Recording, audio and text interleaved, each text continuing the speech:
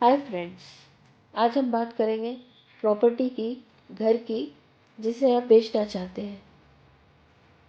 पैतृक प्रॉपर्टी है या फिर आपका घर है या आप ब्रोकर हैं जो प्रॉपर्टी बेचने का काम करते हैं, या फिर ऐसी प्रॉपर्टी जो आप काफ़ी लंबे समय से बेच नहीं पा रहे हैं। आज हम इस बारे में बात करेंगे। ये 16 वास्तु जोन में से किन किन डायरेक्शन पर फोकस किया जाता है प्रॉपर्टी को सेल करने के लिए।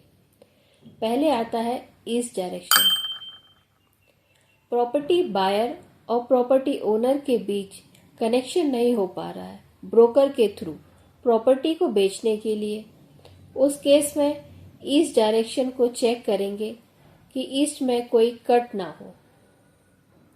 फिर नेक्स्ट डायरेक्शन आती है साउथ ईस्ट डायरेक्शन।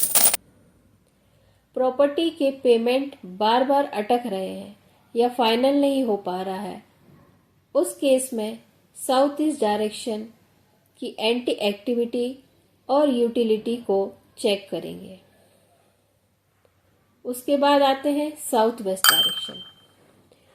यदि पैतृक प्रॉपर्टी को लेकर इशू है, सेल करने में बार बार प्रॉब्लम आ रही है, साउथ वेस्ट डायरेक्शन की इम्प्योरिटी को दूर करेंगे।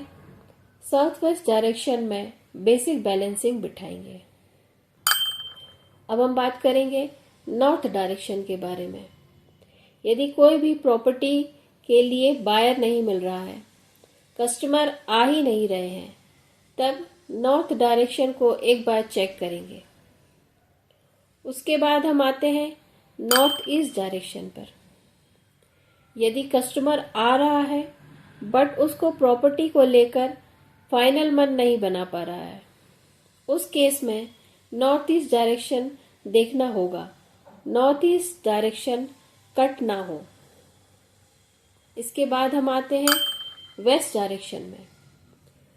सारी चीजें फाइनल हो गई है बट लास्ट मोमेंट पर डील कैंसिल हो जाती है, तब हम वेस्ट डायरेक्शन को देखते हैं। वेस्ट डायरेक्शन में कोई इम्बैलेंस ना हो। आगे हम देखते हैं साउथ साउथ वेस्ट डायरेक्शन को।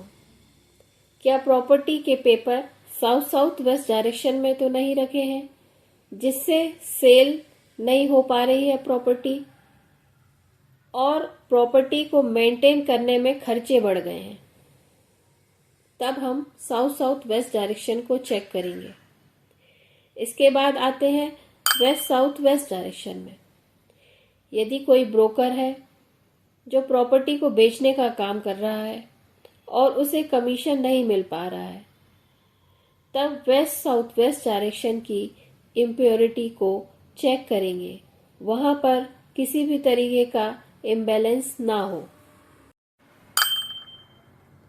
आगे हम बात करेंगे कि कैसे कुंडली में और वास्तु में रेमेडीज का यूज करके हम प्रॉपर्टी को बेच सकते हैं। कुंडली का 4th बॉक्स हमारी प्रॉपर्टी को बताता है। इस बॉक्स पर पड़ने वाली नेगेटिव दृष्टि को रिजॉल्व करके भी हम प्रॉपर्टी को सेल कर सकते हैं। इसके बाद वास्तु की 2D रेमेडीज का यूज करके पर्टिकुलर डायरेक्शन में हम प्रॉपर्टी को इजीली बेच सकते हैं।